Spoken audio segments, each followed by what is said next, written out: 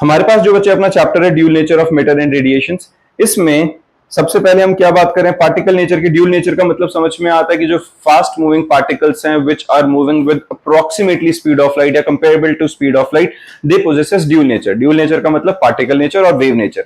अब जब हम पार्टिकल नेचर की बात करते हैं तो पार्टिकल नेचर में फर्स्ट ऑफ ऑल हम क्या कहते हैं, लाइट के केस में जब लाइट हम तक पहुंचती है तो स्मॉल डिस्क्रीट एनर्जी पैकेट्स की फॉर्म में पहुंचती है, और वो जो स्मॉलेस्ट डिस्क्रीट एनर्जी पैकेट है उसको हम क्या कहते हैं, फोटोन। अब वो जो फोटोन है उसकी एनर्जी क्या होती है, energy associated with the photon is directly proportional to frequency. पता है ये वाला formula E is equal to H nu, है ना। जो हमारे पास एनर्जी होती है it is directly proportional to frequency, and proportionality का साइन हटाने के लिए यहां पे हमने ये कांस्टेंट इंट्रोड्यूस किया h, जिसकी वैल्यू हमारे पास क्या होती है 6.62 times 10 raise to the power -34 joule second. Clear है। इसको क्या कहते हैं, प्लैंक कांस्टेंट है। Speed of light 3 × 10 raise to the power 8 metre पर सेकेंड। अब एक बात बताओ जरा, यहां पर जो हमारे पास है फ्रीक्वेंसी, इसको मैं रिप्लेस किससे कर सकता हूं, फ्रीक्वेंसी c/λ से रिप्लेस कर सकते हैं, तो ये hc/λ का फॉर्मूला बन गया। किसी बच्चे को ये फ्रीक्वेंसी वाला और ये वाला रिलेशन में दिक्कत तो नहीं है, पता है सबको, speed is equal to distance upon time से निकलता है, 1/t को मैं फ्रीक्वेंसी लिख के रिलेट करा सकता हूं। ये क्लियर है सबको? हाँ जी, ठीक है। तो हमारे पास इसके बाद आता है बच्चा मोमेंटम ऑफ फोटोन। इसका फॉर्मूला है h ν/c। बच्चे साथ के साथ फॉर्मूलाज लिखते चलेंगे, इसमें फॉर्मूला शीट बनानी है पूरी, डेरिवेशन रेयर है लेकिन न्यूमेरिकल्स आएंगे तो हमारे पास फॉर्मूला शीट होनी चाहिए। तो मोमेंटम का फॉर्मूला है h ν/c और h/λ। इसको, इस रिलेशन को हम आगे चल के अभी डिराइव करेंगे, मैं बताता हूं ये आता कहां से है। रेस्ट मास ऑफ फोटोन क्या होता है बेटा, 0। डायनामिक मास और kinetic mass of photon m is equal to h ν/c square और h/c/λ। ठीक है, ये हमारे पास क्या है, सिंपल सा मास का फॉर्मूला आ गया h/c/λ, और रेस्ट मास हमारे पास क्या होगा, 0। अब है free electrons in metal. Free electrons किसको कहते हैं बच्चे, मोस्ट लूजली बाउंडेड इलेक्ट्रॉन्स को। किसी भी मेटल सरफेस के ऊपर जो इलेक्ट्रॉन्स हैं, जो मोस्ट लूजली बाउंडेड इलेक्ट्रॉन्स हैं, उनको हम क्या करेंगे, फ्री इलेक्ट्रॉन्स है, जिनको अगर हम एनर्जी देंगे तो वो निकल जाएंगे। ये टॉपिक कहां से रिलेट कर रहा है हमारा, सेम वही फोटो इलेक्ट्रिक इफेक्ट से। एक बार ये करने से पहले फोटो इलेक्ट्रिक इफेक्ट डिस्कस करते हैं, क्योंकि लूजली बाउंडेड इलेक्ट्रॉन का जब कंसेप्ट आता है तो वो उसी को समझाएगा। मान लो मेरे पास ये एक सरफेस है और ठीक है, कोई एक रिएक्टिव मेटल है, हाईली एक्टिव मेटल है। हाईली एक्टिव मेटल मतलब उसके पास लूजली बाउंडेड इलेक्ट्रॉन्स हैं जो कि बहुत कम एनर्जी के आते ही, जैसे ही वो लाइट आकर या कोई एनर्जी आके इस पर गिरेगी तो वो इलेक्ट्रॉन्स इससे एनर्जी एब्सॉर्ब करके बाहर निकल जाएंगे। इस फिनोमिना को, the ejection of electrons from the surface of the metal when light of suitable frequency falls over it, is known as photo electric effect. याद है ये हमने कब पढ़ा था, +1 के अंदर। जो ये हमारा चैप्टर है, जो अपने पास ये ड्यूल नेचर ऑफ एटम है, ये चैप्टर ही मैंने जैसे अभी बताया ड्यूल नेचर ऑफ मैटर, ये कहां से आया, हमारा स्ट्रक्चर ऑफ एटम में जो जो हमने कंसेप्ट पढ़ा था वही वाले सारे टॉपिक चलेंगे। तो यहां पर फोटो इलेक्ट्रिक इफेक्ट हमने जो +1 में पढ़ा था उससे कुछ अलग नहीं हो जाएगा। ठीक है, सेम कहानी है कि अगर जो एक लाइट कुछ सूटेबल एनर्जी आकर इलेक्ट्रॉन्स को प्रोवाइड करेगी तो वो इलेक्ट्रॉन्स वहां से इजेक्ट हो जाएंगे। अब अगर इलेक्ट्रॉन्स निकल गए हैं तो उनको निकलने के लिए मैंने कहा लाइट या कोई भी सोर्स कुछ certain amount of energy provide करेगा। That minimum amount of energy is known as work function. Work function क्या है, it is the minimum amount of energy required which has to be provided to the electrons so that electrons get ejected from the surface of the metal। ये बात समझ में आई है, clear है। अब ना मैं एक बार ये फोटो इलेक्ट्रिक इफेक्ट को पढ़ाने से पहले मैं एक सिंपल सा एग्जांपल बना रहा हूं बच्चा, इसको मेरे साथ साथ में रिलेट करना, इमेजिन करना।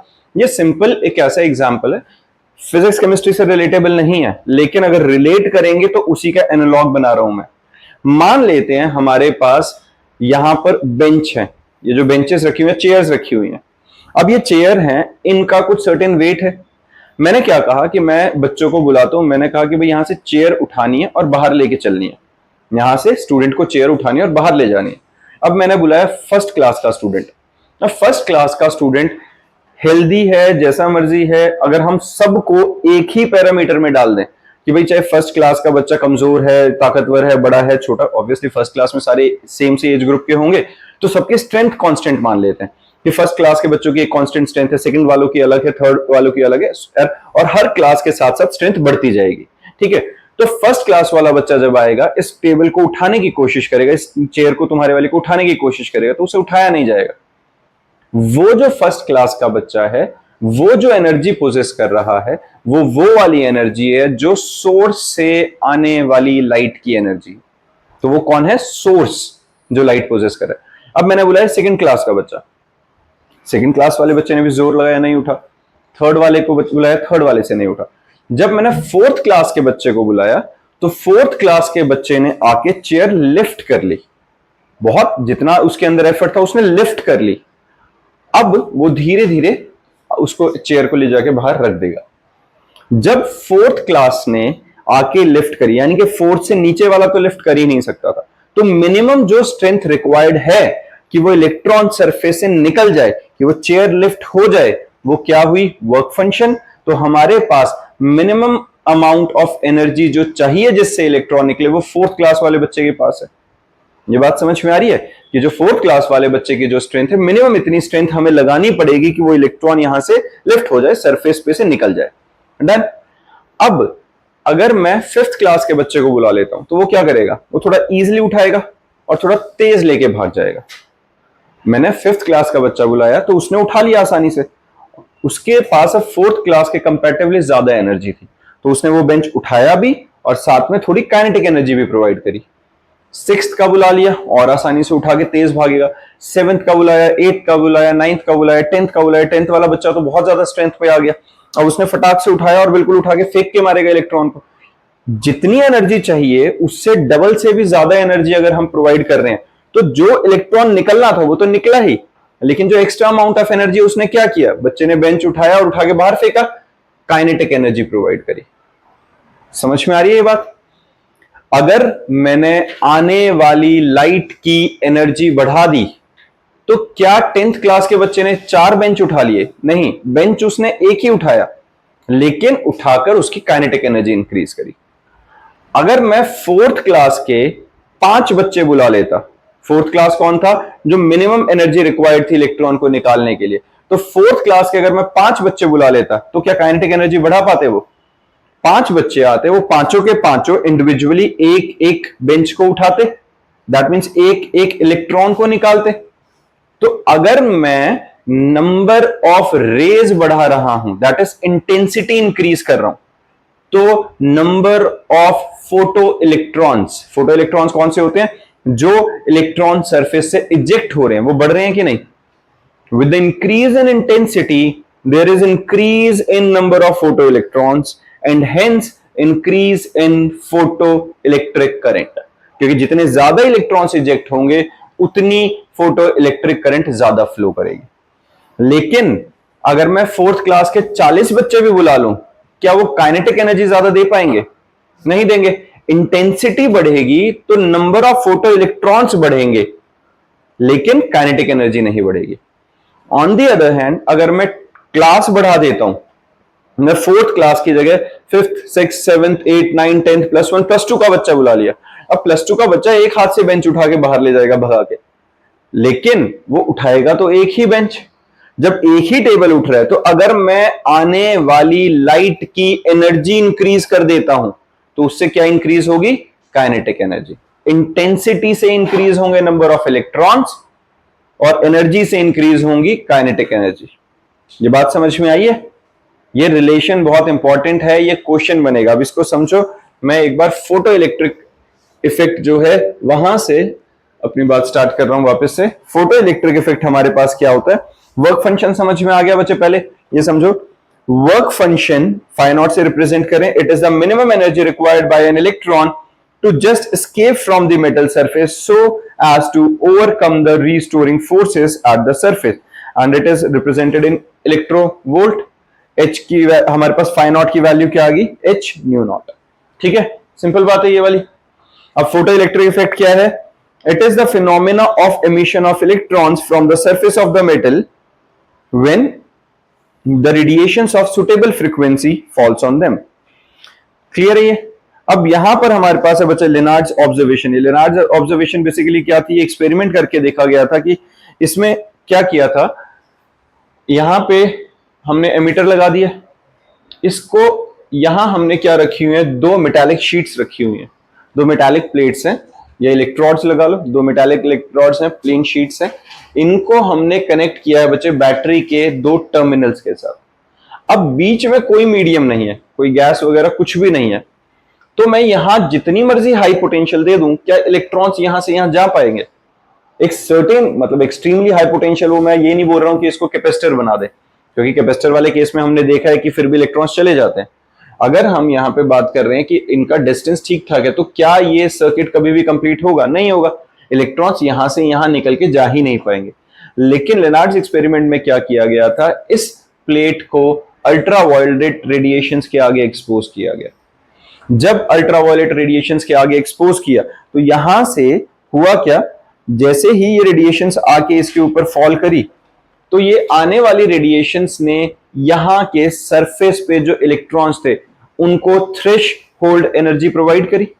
इलेक्ट्रॉन्स इजेक्ट हुए सरफेस से, and ejected electrons get drifted towards the positive terminal. ये है ना, ये पॉजिटिव टर्मिनल के साथ कनेक्टेड प्लेट है, तो यहां से इलेक्ट्रॉन्स इजेक्ट होकर उस पॉजिटिव टर्मिनल की तरफ अट्रैक्ट होना शुरू हो जाते हैं। बीच में कोई मीडियम नहीं है, तो फिर भी यहां पर एमीटर के अंदर हमारे पास डिफ्लेक्शन शो हो जाती है। क्लियर है ये बात? तो ये कब हुआ? In the presence of ultraviolet radiation. और जैसे ही अल्ट्रावायलेट रेडिएशन हटा देते हैं, यहां से इलेक्ट्रॉन्स का फ्लो बंद हो जाता है। बात समझ में आ गई है बच्चे? किसी को इसमें परेशानी? Under the influence of ultraviolet radiation, electrons get ejected from the surface of the metals and get attracted towards the positive terminal, thereby completing the circuit. Clear है? इसी से फोटो इलेक्ट्रिक इफेक्ट हमें मतलब बताया गया था।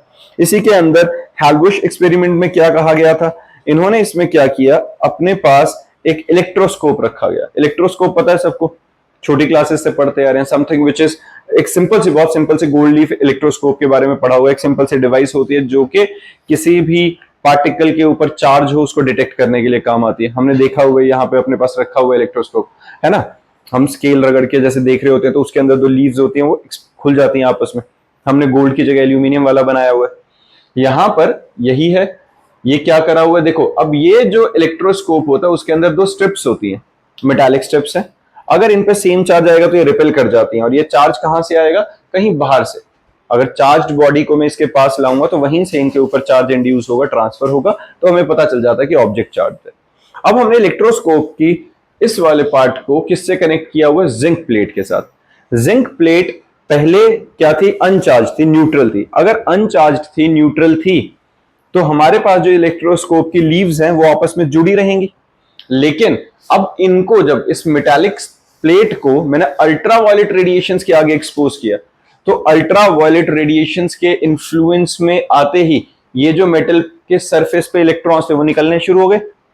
अब वो जो इलेक्ट्रॉन्स जब बाहर निकलने शुरू हुए, तो यहां से अगर इलेक्ट्रॉन्स निकलेंगे तो इसके ऊपर पॉजिटिव चार्ज आ जाएगा। वही पॉजिटिव चार्ज यहां से ट्रांसफर हुआ इन लीव्स के पास, और ये दोनों क्या हो गई, एक्सपैंड हो गई, यहां से खुल गई, मतलब रिपल्शन के कारण दूर दूर हो गई। क्लियर है ये बात?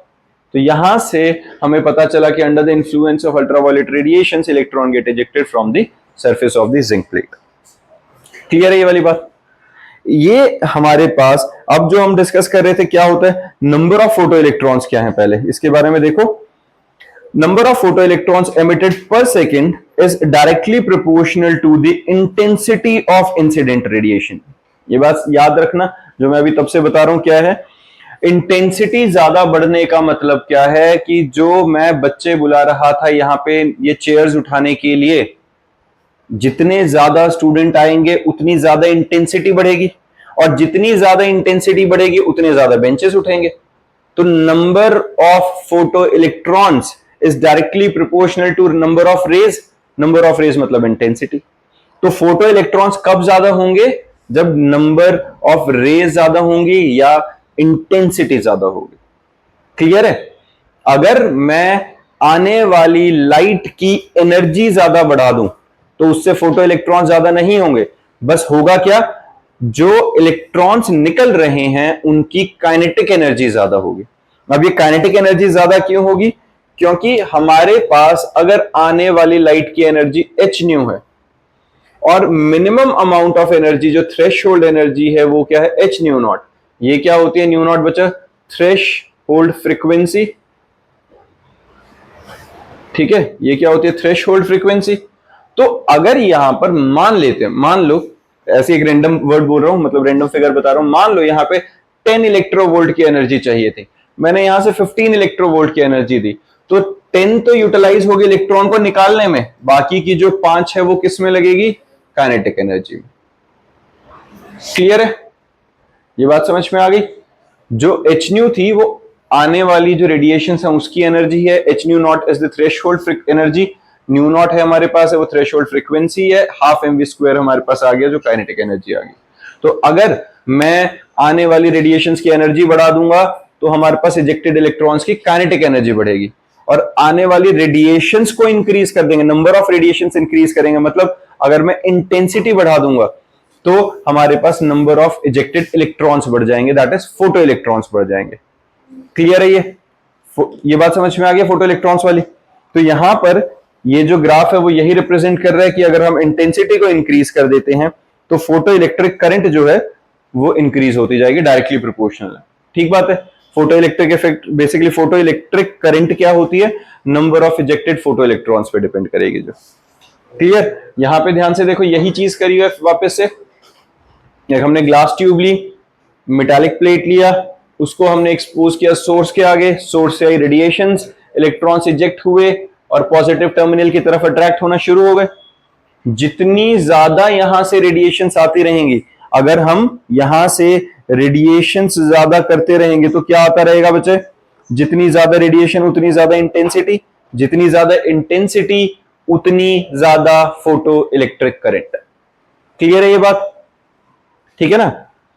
अब यहां पर एक टर्म आती है बच्चा, सेचुरेशन करंट। सेचुरेशन का मतलब समझ रहे हो क्या है, the maximum value of photo electric current. अब हम ये बात, मैंने क्या बोला, जितनी ज्यादा इंटेंसिटी बढ़ाते जाओगे उतने ज्यादा फोटो इलेक्ट्रॉन्स इजेक्ट होते जाएंगे, बट इसकी एक सर्टेन लिमिट होगी। मैं ऐसा, जैसे मैंने बोला था कि 40 बच्चे बुला लेता हूं कि 40 के 40 यहां से बेंचेस निकालेंगे, कैसे निकाल लेंगे, इतनी बड़ा हमारे पास डोर ही नहीं है। यहां से मैक्स टू मैक्स अगर जो होगा तो 4 बच्चे एक बारी में, 5 बच्चे एक बारी में निकल सकते हैं, 40 बच्चे यहीं पे रह जाएंगे। तो फोटो इलेक्ट्रॉन्स जो निकलेंगे वो एक सर्टेन इंटेंसिटी तक ही फोटो इलेक्ट्रॉन्स बढ़ सकते हैं, उसके बाद जितनी मर्जी इंटेंसिटी बढ़ाओ और ज्यादा इलेक्ट्रॉन्स नहीं इजेक्ट होंगे।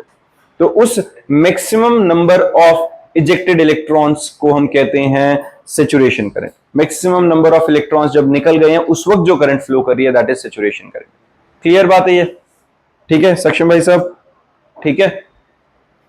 थ्रेशोल्ड, जिंदा रहो भाई। थ्रेशोल्ड फ्रीक्वेंसी क्या है, थ्रेशोल्ड है the minimum frequency of incident light which is just capable of ejecting electrons from a metal surface. New not से हम थ्रेशोल्ड फ्रीक्वेंसी को रिप्रेजेंट करते हैं। अब इसका ग्राफ कैसे बनता है थ्रेशोल्ड फ्रीक्वेंसी का, देखो जब हम इसी के लिए जो ग्राफ बनता है, ये हमारे पास क्या है बच्चा, इजेक्टेड इलेक्ट्रॉन्स की वेलोसिटी या काइनेटिक एनर्जी, ये क्या है वेलोसिटी इजेक्टेड इलेक्ट्रॉन्स की, और इस साइड में क्या है फ्रीक्वेंसी। ठीक है, तो यहां पे जब इलेक्ट्रॉन्स को निकालने के लिए हमने एनर्जी देनी शुरू करी, यहां यहां यहां एक सर्टेन पॉइंट तक तो इलेक्ट्रॉन्स निकले ही नहीं, इस वैल्यू पे जाके इलेक्ट्रॉन्स इजेक्ट हुए। इस वैल्यू को हम क्या कहते हैं, थ्रेशोल्ड फ्रीक्वेंसी। अब इस थ्रेशोल्ड फ्रीक्वेंसी के बाद अगर और ज्यादा मैंने फ्रीक्वेंसी इंक्रीज करी तो हमारे पास साथ में इसकी वेलोसिटी इंक्रीज होनी शुरू हो गई, क्योंकि अब थ्रेशोल्ड एनर्जी से ज्यादा साथ में काइनेटिक एनर्जी भी आनी शुरू हो गई है। क्लियर बात है ये ग्राफ समझ में आ गया बच्चे, सिंपल ग्राफ है, इंपॉर्टेंट है ये ग्राफ। कौन से वाला, सैचुरेशन करंट क्या होगी बच्चा, अगर मैं इंटेंसिटी बढ़ाता जाऊंगा तो number of ejected photo electrons बढ़ते जाएंगे, लेकिन एक सर्टेन लिमिट आएगी ना, ऐसा तो नहीं है कि मैंने बहुत ज्यादा इनफाइनाइट अगर इंटेंसिटी दे दी तो सारे ही इलेक्ट्रॉन्स निकल जाएंगे। मेटल सरफेस से जो मैक्सिमम लिमिट है जितने इलेक्ट्रॉन्स निकल सके उसी के बेसिस पे मैक्सिमम करंट सेट हो जाएगी, है ना। अगर मैं ये कह रहा हूं कि मैक्स टू मैक्स जो हो सकता है, लेट अस अज्यूम 1000 इलेक्ट्रॉन्स निकल सकते हैं पर सेकंड 1000 इलेक्ट्रॉन्स निकल सकते हैं, मतलब वही तो करंट हुई। तो जो करंट की वैल्यू है वो एक फिक्स वैल्यू है, इससे ज्यादा नहीं आएंगे, अब जितना मर्जी इंटेंसिटी बढ़ा दो। That maximum value of current which can be obtained by ejection of electrons, उस मैक्सिमम वैल्यू को हम क्या कहते हैं, सैचुरेशन करंट। क्लियर है? अब यहां पर एक बात समझना बच्चे, यहां से सोर्स से जब लाइट आ रही थी तो इलेक्ट्रॉन से निकल रहे थे, इलेक्ट्रॉन्स निकल रहे थे, पॉजिटिव टर्मिनल की तरफ अट्रैक्ट हो रहे थे, हमें एमिटर के अंदर डिफ्लेक्शन दिख रही थी। अब मुझे क्या करना है, मुझे यह पता लगानी है कि इस वक्त पोटेंशियल डिफरेंस कितना क्रिएट हो गया, या फिर यह लगाओ कि मुझे इसको, इन आने वाले इलेक्ट्रॉन्स को रोकना है। अगर मुझे रोकना है तो उसके लिए मुझे यहां पर क्या करना पड़ेगा, इस टर्मिनल से आने वाले इलेक्ट्रॉन्स को रिपल्सिव फोर्स अगर मिलने लग जाए तो वो रुक जाएंगे कि नहीं। ये बात समझ रहे हो? यहां से जो इलेक्ट्रॉन्स निकले वो निकल के इस टर्मिनल की तरफ अट्रैक्ट हो रहे थे, इस टर्मिनल की तरफ भाग के आ रहे थे काइनेटिक एनर्जी के साथ। अगर मुझे इस इन आने वाले इलेक्ट्रॉन्स को रोकना है तो मुझे क्या करना पड़ेगा, जिस काइनेटिक एनर्जी के साथ वो आ रहे हैं कम से कम उस काइनेटिक एनर्जी के बराबर की रिपल्सिव फोर्स देनी पड़ेगी। अब वो रिपल्सिव फोर्स कैसे दे, अगर मैं इस बैटरी के टर्मिनल को स्विच कर दूं, मतलब यहां पर जो अगर मैं नेगेटिव टर्मिनल से कनेक्ट कर दूं तो इलेक्ट्रॉन्स को नेगेटिव टर्मिनल से रिपल्सिव फोर्स मिलेगी। लेकिन क्या सिर्फ नेगेटिव टर्मिनल कनेक्ट करने से ही काम चल जाएगा, मुझे कम से कम कोई सर्टेन पोटेंशियल तो रखनी पड़ेगी ना उस नेगेटिव टर्मिनल की, कि इलेक्ट्रॉन्स की काइनेटिक एनर्जी को वो कंपीट कर पाए या उसको बेसिकली क्या करे, अपोज कर पाए। तो minimum amount of potential which has to be applied on this side in terms of negative terminal or in terms of negative potential is known as stopping potential। शब्द समझ में आ रहा है? स्टॉपिंग पोटेंशियल क्या है, वो पोटेंशियल जो हमें ऑपोजिट पोलैरिटी के साथ यहां अप्लाई करनी पड़ेगी कि आने वाले इलेक्ट्रॉन्स रुक जाए। समझ में आई है ये बात? तो स्टॉपिंग पोटेंशियल समझ में आया बच्चे, है क्या? स्टॉपिंग पोटेंशियल और cut off potential, it is the minimum amount of negative potential V naught given to the plate A with respect to plate C at which the photoelectric current becomes zero। ये plate A और plate C ये वाली है, तो हम A वाले को C के रिस्पेक्ट में जो मिनिमम नेगेटिव पोटेंशियल हमें प्रोवाइड करनी पड़े कि यहां से आने वाले इलेक्ट्रॉन्स इधर ना पहुंच पाए, दैट इज स्टॉपिंग पोटेंशियल। ये बात समझ में आ गई? अब इसके अंदर इस ग्राफ पे ध्यान देना, यहां पे हम क्या बात कर रहे हैं, देखो डिफरेंट इंटेंसिटीज हैं बच्चा। अगर इंटेंसिटी I1 है, I2 है, I3 से, पहली बात एक बात बताओ, अगर मैं इंटेंसिटी बढ़ाता हूं, क्या काइनेटिक एनर्जी पे फर्क पड़ेगा? इंटेंसिटी बढ़ाने से, इंटेंसिटी से तो काइनेटिक पे फर्क ही नहीं पड़ेगा। सिंपल याद रखो बच्चे, जैसे क्या करा था मैंने, फोर्थ क्लास का एक बच्चा एक बेंच उठा सकता है, फोर्थ क्लास के 4 बच्चे 4 बेंच उठा सकते हैं, लेकिन चारों के चारों काइनेटिक एनर्जी तो सेम ही पोजेस करेंगे। तो with the increase in number of students, kinetic energy possessed by them while carrying the basically this bench is constant, वो तो सेम ही रहने वाली है। इंटेंसिटी से काइनेटिक एनर्जी पे कोई फर्क नहीं पड़ता। अब मुझे जो स्टॉपिंग पोटेंशियल लगानी है वो किसके अगेंस्ट लगानी है, मुझे तो वो काइनेटिक एनर्जी के अगेंस्ट लगानी है कि नहीं? जब इलेक्ट्रॉन्स इजेक्ट हुए और वो पॉजिटिव टर्मिनल की तरफ आ रहे हैं तो वो सर्टेन काइनेटिक एनर्जी के साथ आ रहे हैं, तो मुझे स्टॉपिंग पोटेंशियल लगा के इनको इतनी रिपल्सिव फोर्स देनी है कि ये इलेक्ट्रॉन्स इधर ना आ सके।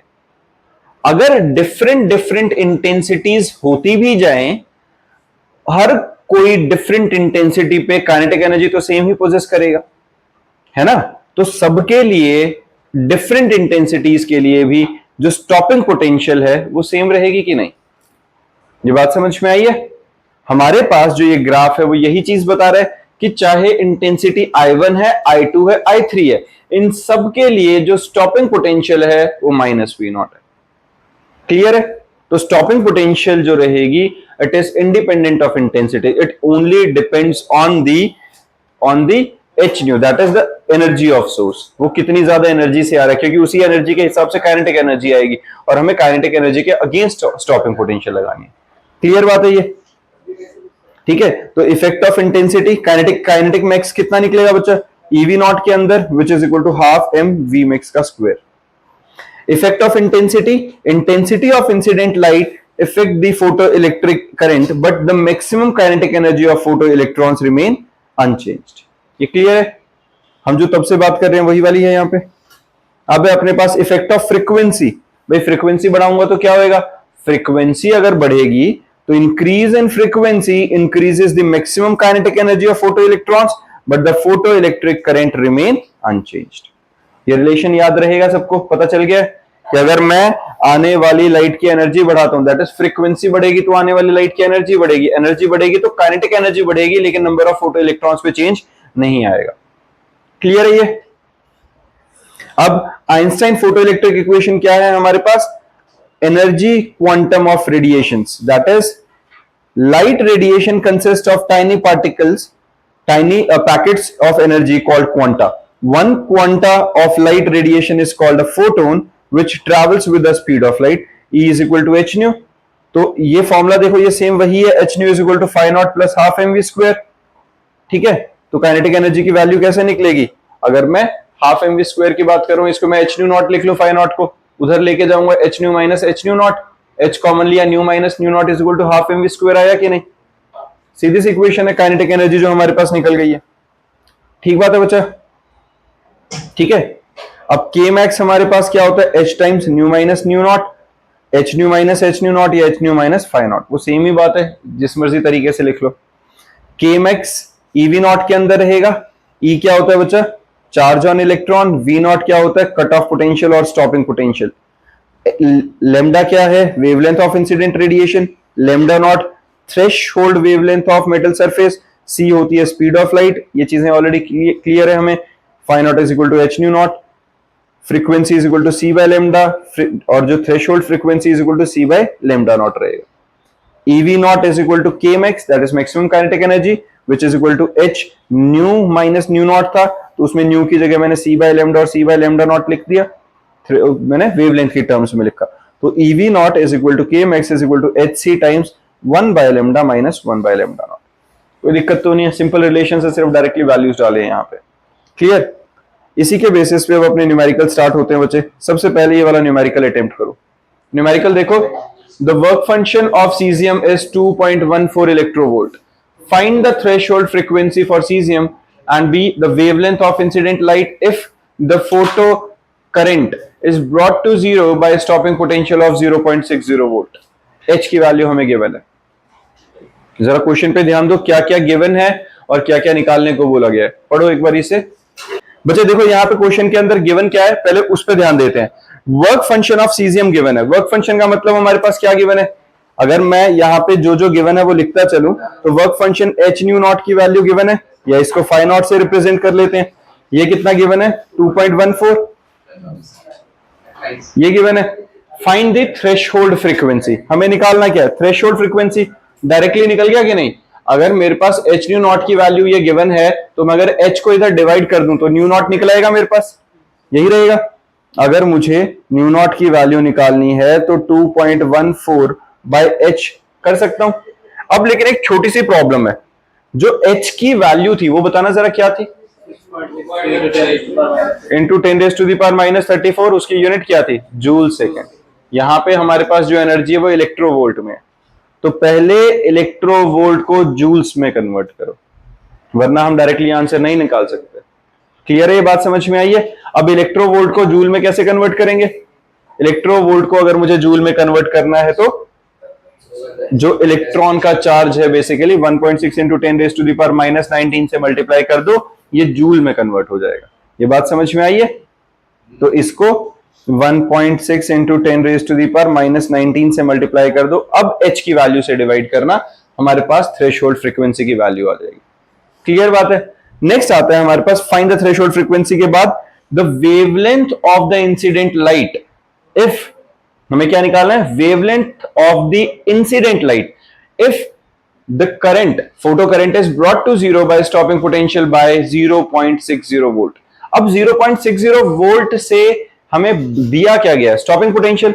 अब एक बात बताओ जरा, अगर एच न्यू, या मैं सिंपल क्या लिख लूं इसे, h c by lambda is equal to phi naught plus kinetic energy, यही रिलेशन है ना? एच न्यू की जगह मैंने एच सी बाय लैम्डा क्यों बोला? क्योंकि उन्होंने क्वेश्चन में बोला है कि फाइंड दी वेवलेंथ, तो पहले ही वेवलेंथ की टर्म्स में लिख लेते हैं।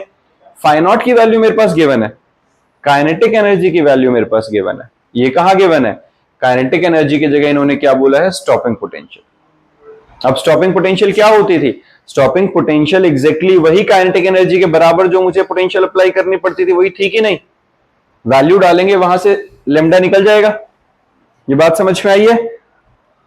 क्लियर है ना बच्चा? हमारे पास स्टॉपिंग पोटेंशियल की वैल्यू है 0.60 वोल्ट, फाई नॉट की वैल्यू 2.14 इलेक्ट्रोवोल्ट, जिसको हमने जूल्स में कन्वर्ट किया 1.6 इंटू 10⁻⁻19 से मल्टीप्लाई करके। Threshold frequency nu naught is equal to phi naught by h, हमने डिवाइड किया जो फाई नॉट और एच की वैल्यू है, तो वहां से थ्रेशोल्ड फ्रीक्वेंसी आ गई। काइनेटिक एनर्जी का formula h nu minus h nu naught था अपने पास, EV naught is equal to h c by lambda minus phi naught. यही है हमारे पास। ये कहां से आ रहा है? EV naught is equal to h c by lambda minus phi naught, है ना? ये बात समझ में आई है? ये हम कहां से निकाल रहे हैं? अगर देखो यहां से भी अगर तुम लिखो अपने पास, जो मैं अभी जैसे बता रहा था कि डायरेक्ट अगर मैं लेमडा की वैल्यू निकालना चाहूं, h C by eV naught plus phi naught आएगा कि नहीं? है ना? ये बात समझ में आ गई है तुम्हें? लेमडा की वैल्यू जो हमारे पास निकलेगी। किसी बच्चे को इस वाले फॉर्मूला में दिक्कत आ रही है? पता चल रहा है ना कहां से आ रही है ये? अब इसके अंदर वैल्यू डाल दो डायरेक्टली। वैल्यू क्या है? एच की value 6.63 into 10⁻⁻34, speed of light 3 into 10⁻8, electronvolt को 1.6 इंटू 10⁻⁻19 इंटू 0.6 हो गया। ये जो हमारे पास एनर्जी गिवन थी, और फाई नॉट की वैल्यू 2.14 इंटू 1.6 इंटू 10⁻⁻19। सबको हमने क्या किया? जो इलेक्ट्रोवोल्ट्स में था उसको जूल्स में कन्वर्ट कर दिया इलेक्ट्रॉन के चार्ज से मल्टीप्लाई करके। वहां से हमारे पास 471 इंटू 10⁻⁹ मीटर्स में हमारी वेवलेंथ आ जाती है, जिसको हम 471 नैनोमीटर्स में कन्वर्ट करके फाइनल आंसर दे देते हैं। किसी बच्चे को इसमें परेशानी? कौन से वाला बेटा? वही जो बी वाला पार्ट था, ईवी नॉट वाला, उसको इस तरीके से मत देखो। अभी मैंने क्या कहा था? हमारे पास सिंपल फॉर्मूला है h c by lambda is equal to h, या फाई नॉट लिखो सिर्फ, प्लस काइनेटिक एनर्जी। यही है। और काइनेटिक एनर्जी किसके इक्वल होती है हमारे पास? स्टॉपिंग पोटेंशियल के बराबर है ना? एक तरह से हमारे पास ये स्टॉपिंग पोटेंशियल के बराबर है। अगर मैं इसको उससे मल्टीप्लाई कर दूंगा चार्ज ऑफ इलेक्ट्रॉन से, तो ये जूल्स में भी हो जाएगी। मुझे क्या निकालना है? मुझे लेमडा की वैल्यू निकालनी है। लेमडा की वैल्यू चाहिए ना। इन्होंने बोला कि find the wavelength of the source, नहीं था? Find the wavelength of the incident light of the photo current, है ना? ऑफ द बेटा एक बात बताओ ना, हमारे पास जो गिवन है वो वोल्ट्स में गिवन है। अगर मुझे उसे एनर्जी में कन्वर्ट करना है तो इलेक्ट्रॉन के चार्ज से मल्टीप्लाई कर दो, वो जूल्स में कन्वर्ट हो जाएगा। ये बात समझ में आ गई है? क्लियर है? यहां से लेमडा निकल जाएगा कि नहीं? अब क्लियर है? कर लो। तो लेमडा की वैल्यू मेरे पास क्या निकलेगी? H c divided by phi naught plus eV naught. Done है? निकल गया। अब देखो बच्चे, इसके बाद है हमारे पास next question, the momentum of photon of electromagnetic radiation is 3.3 into 10⁻⁻29 kg meter per second. What is the frequency and wavelength of the waves associated with it? निकाल सकते हो? Momentum of photon of electromagnetic radiations given है, frequency and wavelength निकालनी है wave की जो उसके साथ एसोसिएटेड है। अगर मेरे पास मोमेंटम गिवन है, देखो बेटा मोमेंटम का फॉर्मूला क्या था? पी की वैल्यू गिवन है 3.3 इंटू 10⁻⁻29। फ्रीक्वेंसी निकालनी है, वेवलेंथ निकालनी है। तो मोमेंटम का फॉर्मूला क्या था? जहां हमारा चैप्टर जब शुरू हुआ था मैंने कहा था इसके रिलेशन को अभी डिराइव भी कराऊंगा, आगे आना है। क्या था? P is equal to h c by, यही था, एच न्यू बाय सी नहीं था, है ना? एच न्यू बाय सी की टर्म्स में था। अब यहां से, है ना, और लेमडा की वैल्यू हमारे पास होती क्या है? Frequency by sorry speed by frequency, ये रहेगा। अब इन रिलेशंस को यूज करके जो मर्जी निकाल लो, एच कांस्टेंट है, पी गिवन है, सी पता है, फ्रीक्वेंसी निकल जाएगा। अगर फ्रीक्वेंसी निकल गई, सी पता है, वेवलेंथ निकल जाएगी। डायरेक्ट वैल्यू सब्स्टिट्यूशन है ये। क्लियर है ये? ठीक बात है बच्चा। इसी के तरह, इसी के बेसिस पे बच्चा ये आगे वाले 2-3 न्यूमेरिकल्स हम अटेम्प्ट करेंगे। अब पहले आगे का टॉपिक एक बार कवर करते हैं। देखो जरा, अब है बच्चा photo electric cell. Photo electric cell basically क्या होता है? It is a device which converts light energy into electrical energy. It is also called electric eye. ये बेसिकली है क्या? देखो हमारे पास इलेक्ट्रिक एनर्जी में कैसे कन्वर्ट कर रहा है, सेम कहानी आ रही है। वहां से इंसिडेंट रेडिएशन आएगी, यहां से इलेक्ट्रॉन्स इजेक्ट होंगे, इलेक्ट्रॉन्स इजेक्ट होंगे तो इलेक्ट्रिसिटी का फ्लो स्टार्ट होगा, इलेक्ट्रिसिटी का फ्लो होगा तो हम क्या कहेंगे कि करंट जनरेट हो गई। क्लियर है? सिंपल है। अब इसके अंदर एक और हम क्या कर रहे होते हैं, देखो यहां पर ये जो हमने मेटल सरफेस लगाया होता है, ये हमारे पास कौन सा होता है बच्चा, it is coated with alkali metal. ये ध्यान रखना, अंदर की साइड जो ये वाला पार्ट है, ये क्या है, it is coated with alkali metal. Alkali metal क्यों यूज करते हैं, क्योंकि एल्कलाई मेटल का जो वर्क फंक्शन होता है वो कम होता है, तो थोड़ी सी भी लाइट आएगी तो उसके अंदर भी इलेक्ट्रॉन्स को इजेक्ट कर देगा। सिंपल बात है ये। अब है डी ब्रॉगली हाइपोथेसिस।